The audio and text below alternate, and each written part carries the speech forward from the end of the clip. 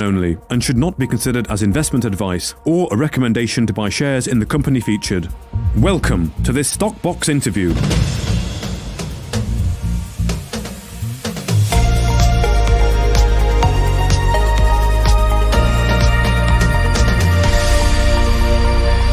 Joining us today for this special feature on Forum Energy Metals is the President and CEO, Rick Mazur. Hi, Rick. Welcome. How are you doing? Very good, Mark. Good seeing you again.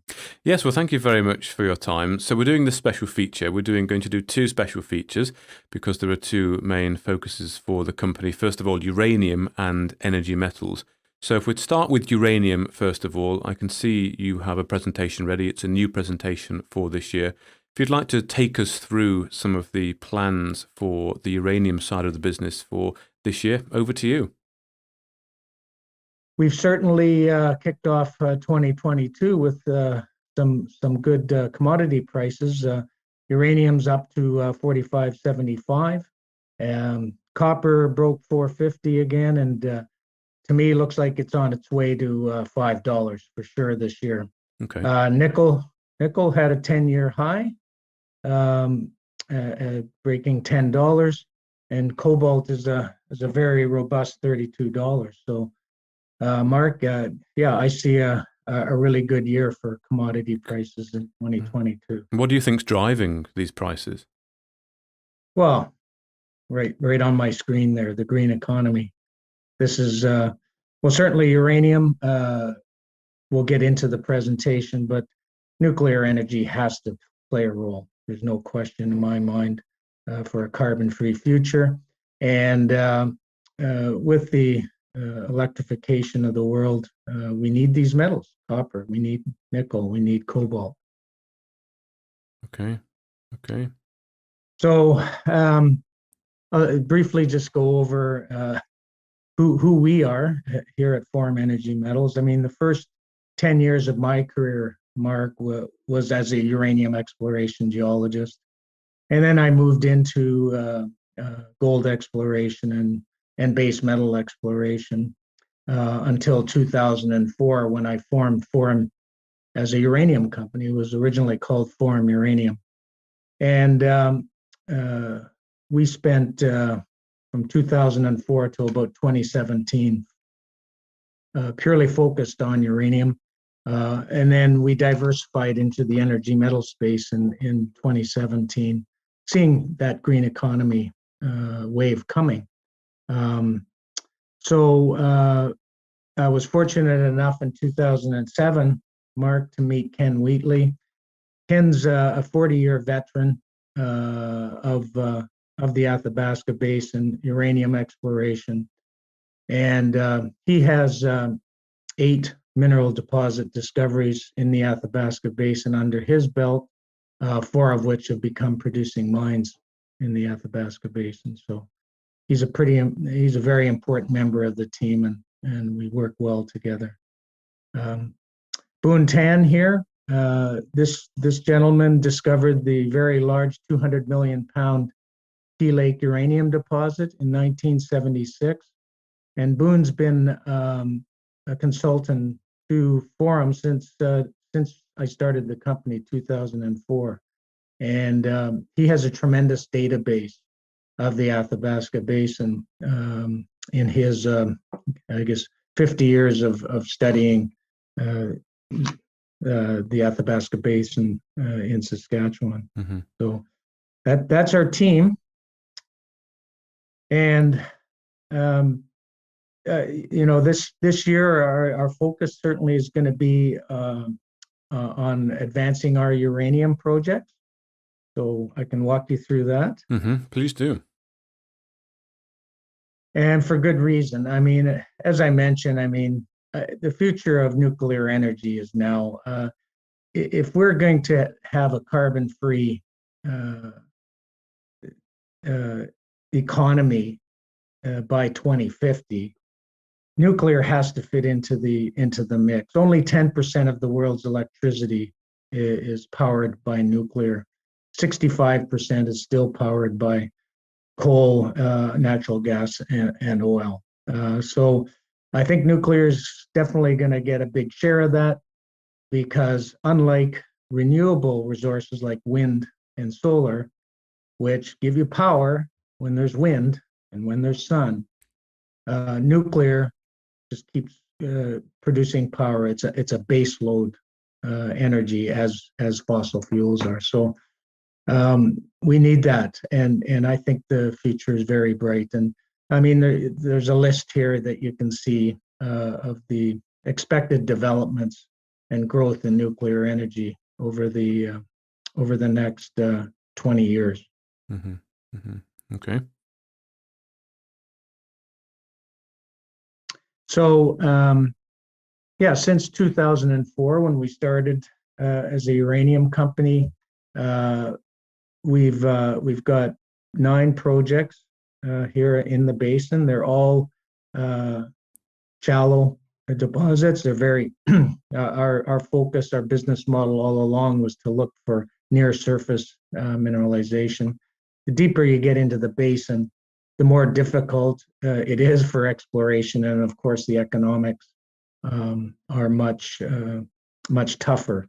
But if you have a near surface deposit, it increases your odds for an economic deposit. So that's why we focused on the edge of this basin here.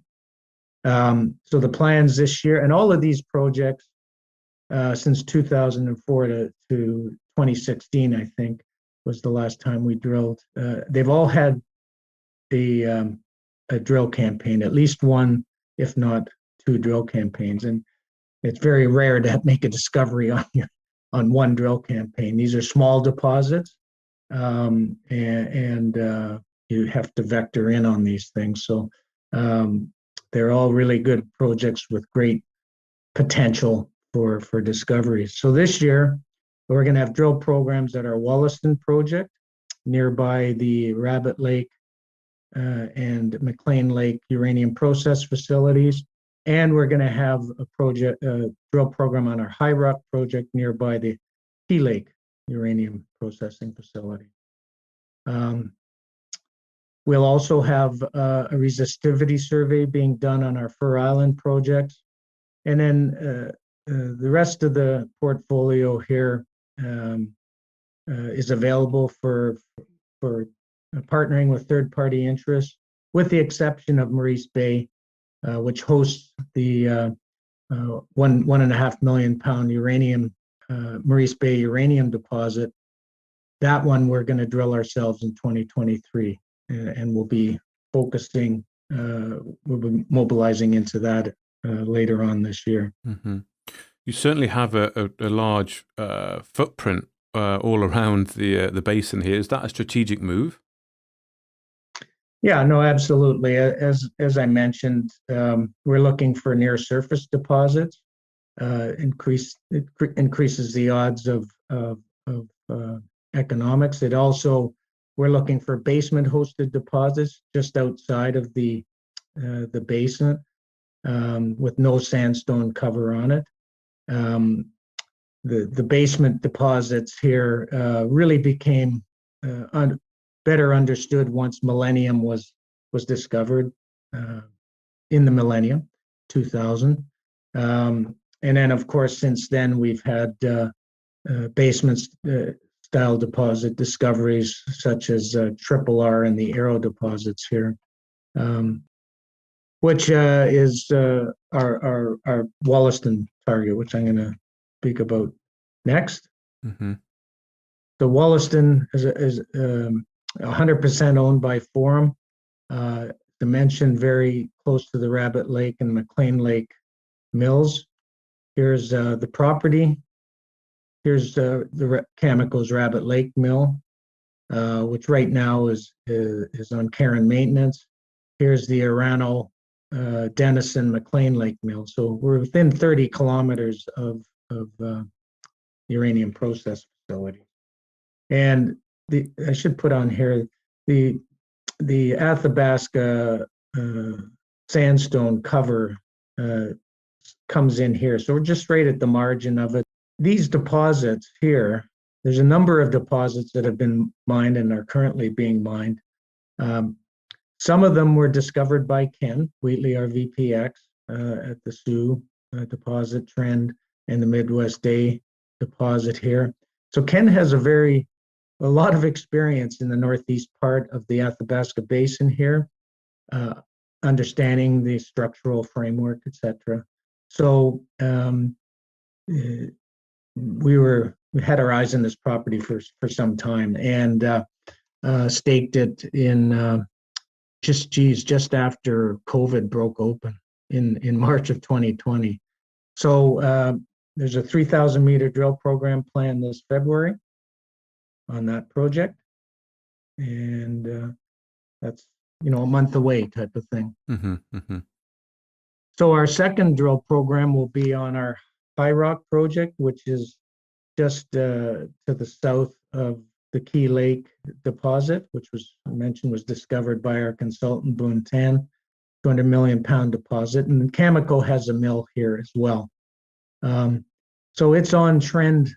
This is the trend of the graphitic conductors that host the Key Lake deposit, wrapping around this dome here. It's an Archean dome. So that's why we staked this property. There's a number of targets on that property that we identified by gravity surveys, and we had one drill campaign into it, 8 holes in 2016, which came up with some pretty interesting results. And this is what attracted Sassy Resources. It's a junior here in Canada. They have to spend $3.5 million by 2024 to earn 70% interest. And that drill program is planned to commence in February as well. Okay, good. Are there plenty of other operators in the area? You mean exploration? Yeah, explorers, other companies exploring. Yeah, I mean, the exploration and activity in the Athabasca has ratcheted up quite significantly over the past year, for sure. Okay. A lot of exploration activity going on in the Athabasca right now. Right, okay. What is it that makes the Athabasca Basin so prospective? Is it just the geology? Well, these are the richest uranium deposits in the world. The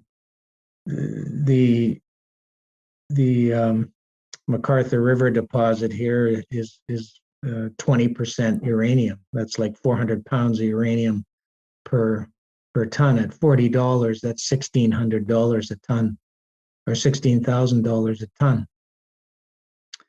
Is my math right? Very rich deposits.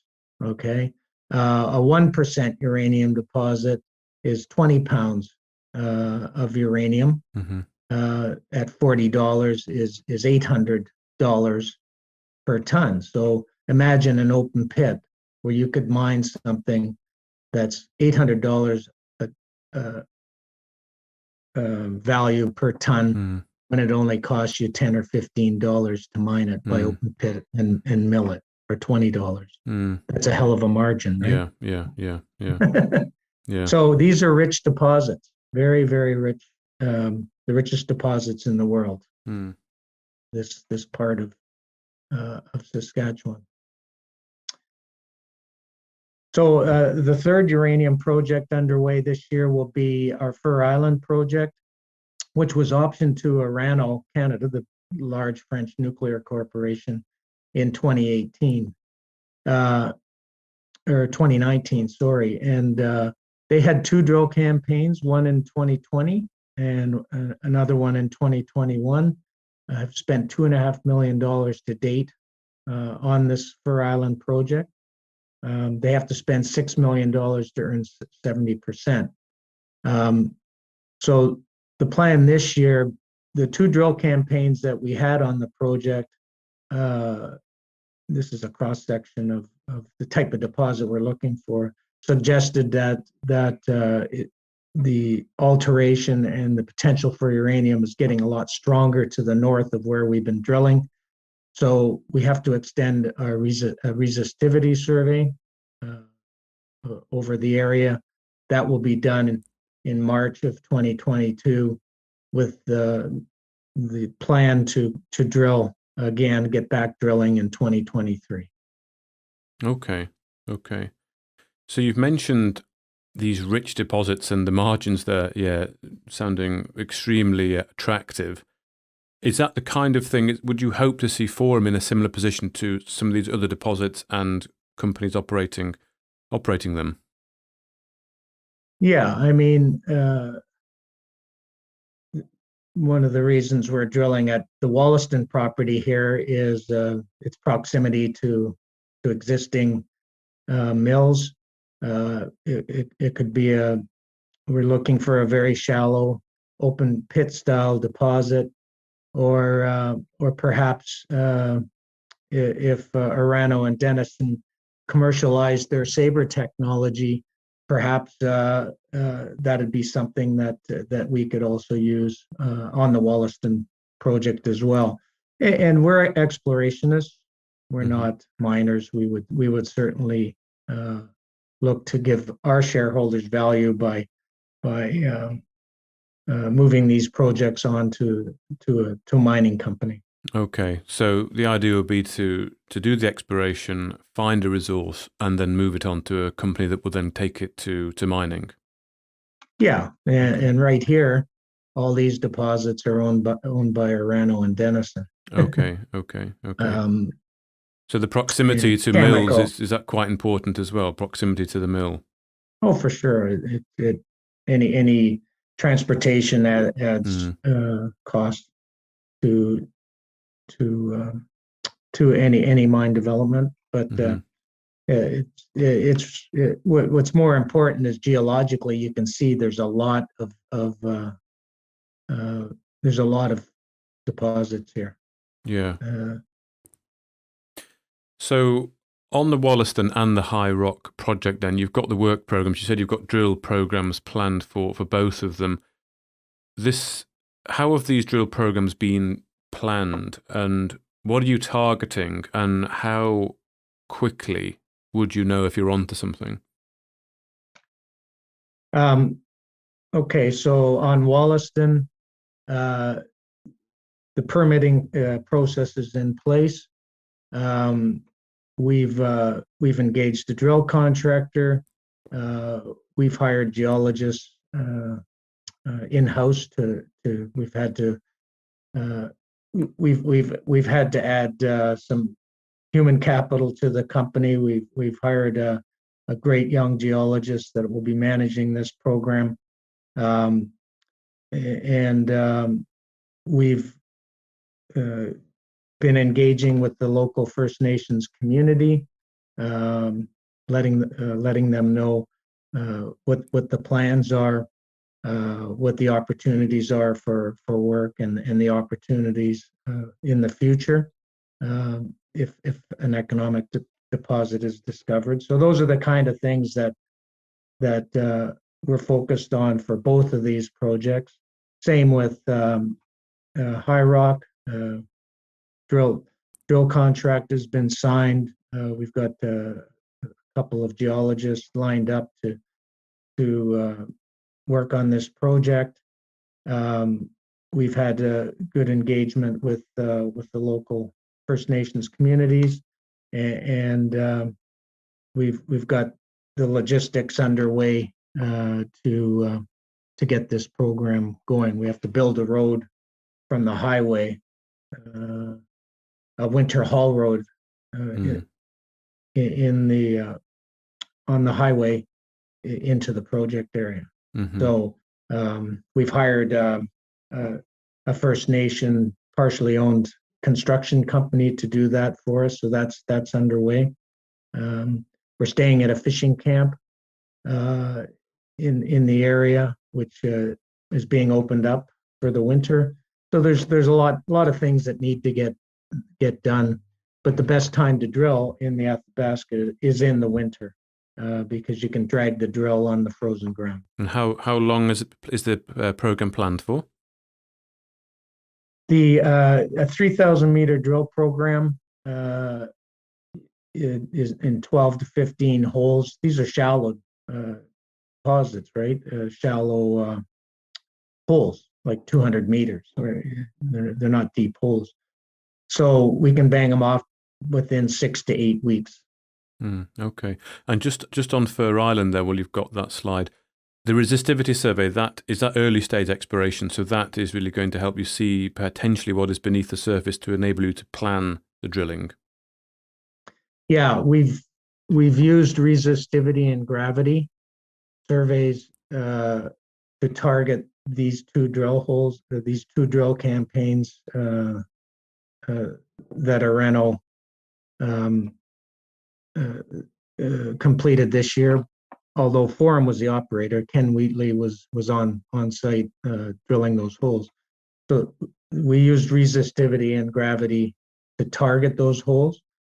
What we're getting out of the drill holes suggests that we have to extend the resistivity survey. We have some gravity targets to the north, but we want to do some more resistivity work to help vector in and target for a 2023 drill campaign. Okay. Good. And just a final question on uranium in terms of the supply and demand fundamentals, Rick. Do you feel there's going to be a material shortage of uranium going forward? And where is that going to come from, do you think? Well, yes, there is going to be a shortage within, I think the market is anticipating that this shortage supply is going to, or demand is going to outstrip supply within a year. And that's why outfits like Yellowcake in the UK and the Sprott Physical Uranium Trust are buying up physical uranium, in anticipation that utilities will be seeking term contracts for uranium in the very near future to have a security supply to keep the existing nuclear reactors going, and then with the future nuclear reactor build that I see forthcoming, there's going to be a need for a lot more uranium. Now, there are uranium deposits that are on standby right now that will fill the immediate supply crunch, but we still need to replace those resources down the line. So new deposits need to be found. Yeah, so in summary, Mark, 2022 is going to be a very exciting year for the company.